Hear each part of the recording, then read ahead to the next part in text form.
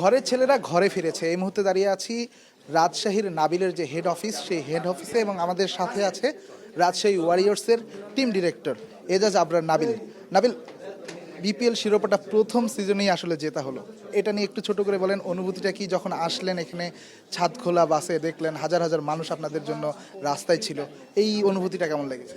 আলহামদুলিল্লাহ অনেক ভালো লেগেছে, যেন সবার পুরো রাশিয়াবাসী ভালো একটা সাপোর্ট পেয়েছি অ্যান্ড দোয়া পেয়েছি, যার কারণে আমরা চ্যাম্পিয়ন হতে পেরেছি।